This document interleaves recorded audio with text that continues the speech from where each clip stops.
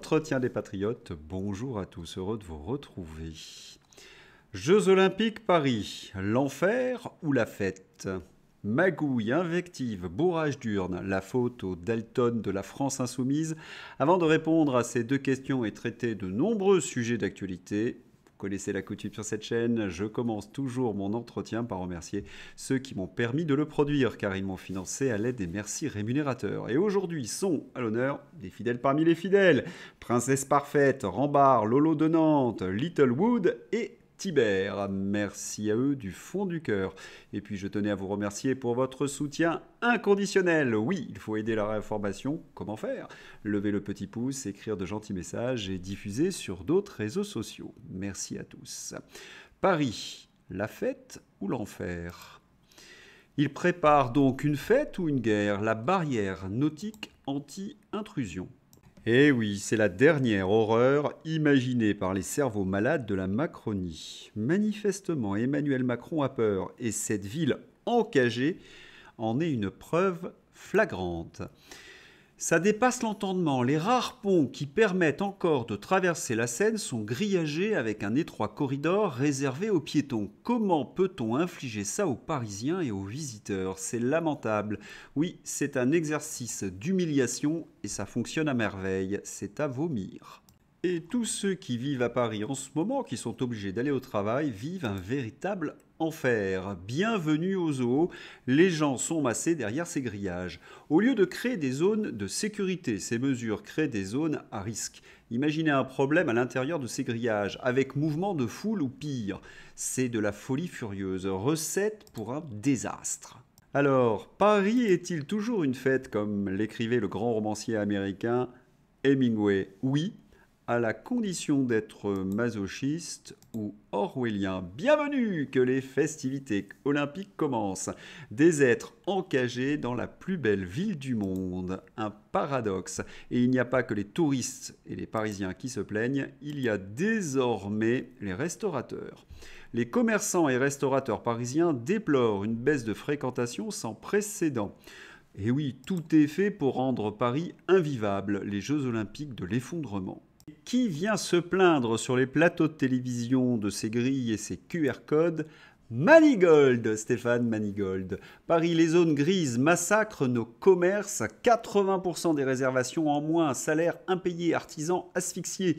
Sans action immédiate, l'artisanat parisien est condamné à mourir. Mais c'est pas exactement le même Stéphane qui défendait mordicus le pass sanitaire et traitait la moitié de la France de nazis complotistes.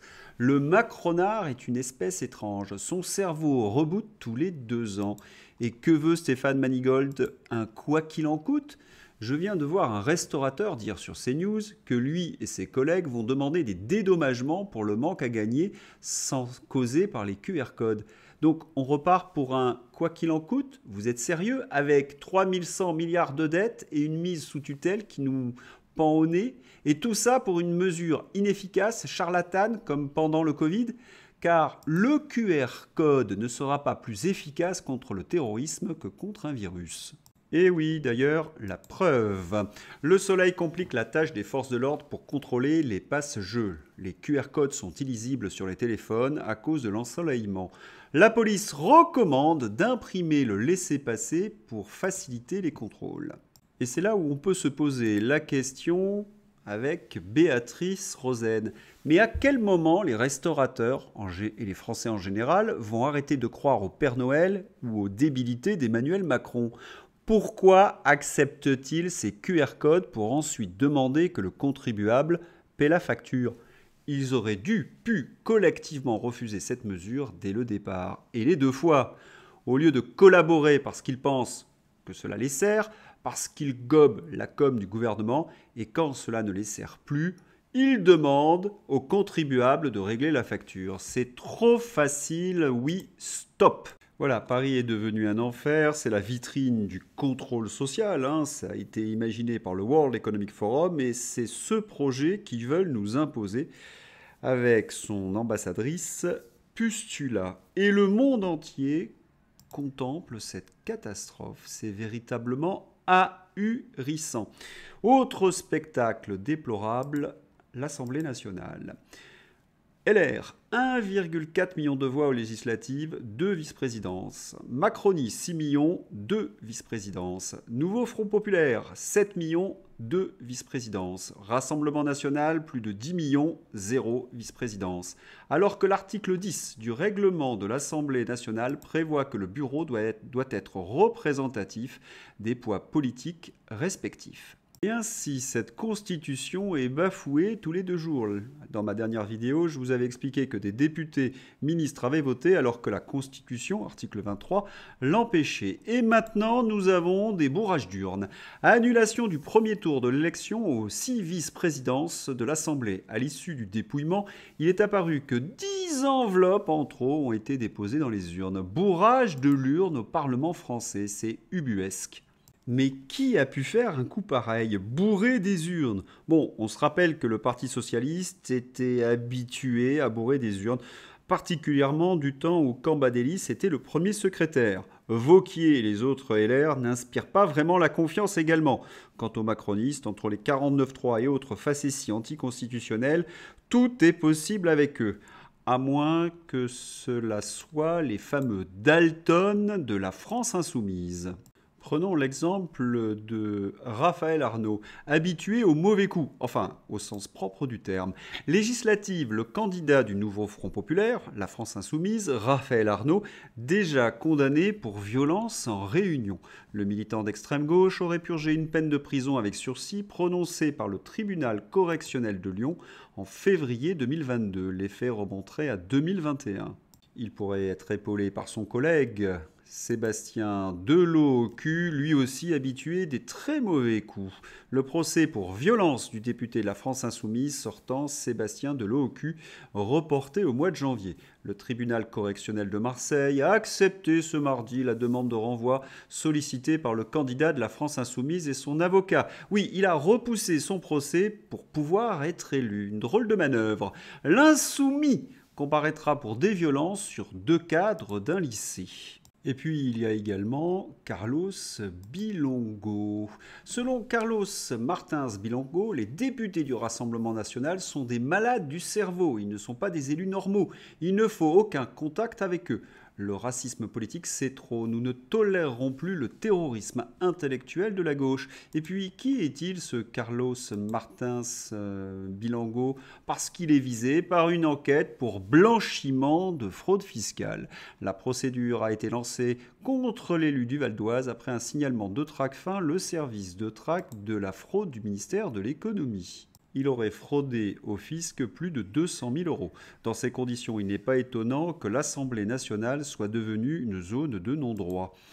La nuit complètement folle du camp macroniste, qui a bêtement perdu la majorité au sein du bureau de l'Assemblée. Au terme d'une nuit riche en rebondissements, les députés du nouveau Front Populaire ont réussi, par une manœuvre de dernière minute, une magouille, à obtenir une grande partie des postes de secrétaire, remportant ainsi la majorité absolue au sein du stratégique bureau de l'Assemblée.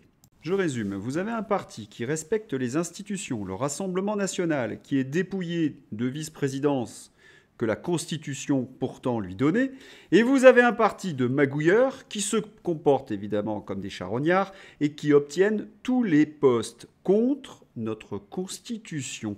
C'est hallucinant. Le Front républicain nous démontre chaque jour qu'il était un front contre la démocratie et contre la France. Oui, nous assistons chaque jour à un hold-up démocratique.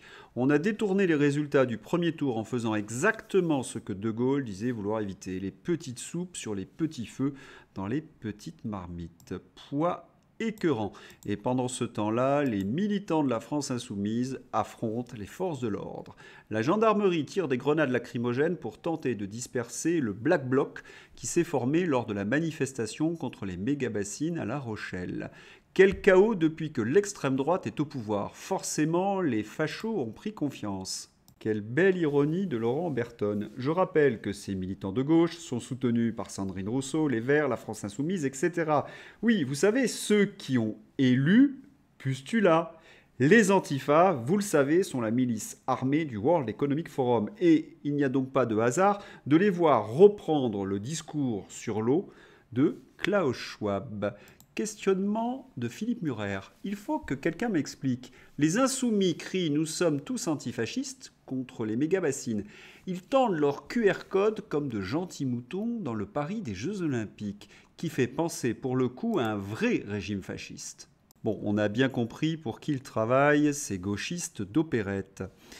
Et puis on a envie de donner un conseil de lecture à Emma Fourreau. Qu'est-ce que le totalitarisme d'Hannah Arendt? Si elle avait lu ce livre, elle saurait que le lyrisme est un des facteurs du totalitarisme. Lisons son tweet. Ici est le courage et la beauté, ici est l'avenir. Nos Bassaran, notez le jeu de mots. Manifestation fleuve La Rochelle.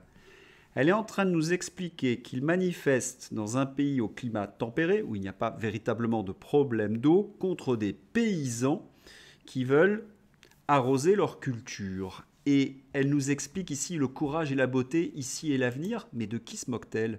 Et puis je l'invite également à lire ce qu'a écrit le World Economic Forum sur l'eau. Il y a un instant, Laurent Berton disait qu'ils avaient pris confiance. Oui, on a l'impression que la délinquance explose. Voilà pourquoi les élites, via l'ARCOM, veulent censurer CNews et C8. Invisibiliser impérativement ce qui est en train de passer dans le pays. Comme au Mexique, à Nice, des dealers sont allés brûler vifs en pleine nuit 7 personnes, dont 3 enfants. Il faut également ajouter qu'un règlement de compte à Bobigny a fait 2 morts. Les autorités, la presse, l'ARCOM font tout pour cacher cette réalité aux Français. Mais le peuvent-ils, puisque les Français subissent justement cette violence au quotidien? International, la suite de l'attentat contre Donald Trump. La directrice des services secrets, qui était chargée donc de la sécurité de Donald Trump, Kimberly Schittle, va démissionner dès lundi. On annonce, vous le savez, un possible retrait de Joe Biden à la course à la Maison-Blanche. Il serait remplacé, c'est la grosse rumeur, il faut faire très attention, par Hillary Clinton. Oui, Crook Hillary. Ce serait un énorme coup de théâtre, le retour de Crook Hillary, la vengeance de l'escroc Hillary. Il faut savoir qu'Hillary Clinton est détestée par une majorité d'Américains, y compris dans le camp démocrate. Une affaire à suivre. Russie, les entretiens de Xavier, excellent numéro ce vendredi. Je vous mets le lien dans la description, surtout ne le ratez pas. Allez, c'est l'heure d'ouvrir la page fantasy avec le retour également de Sardine Ruisseau Parodie. En direct de la manifestation anti-bassine à La Rochelle, mon armée de punks à chiens est prête à se lever contre les méga bassines. La vidéo est dans la description. Baignade dans la Seine. Chaque jour qui passe m'inquiète sur la santé mentale de mes contemporains. Je pense que si on disait aux gens que manger des excréments est bon pour la santé, on n'aurait plus besoin de chasse d'eau et de fosses septiques. Ce monde est désespérant.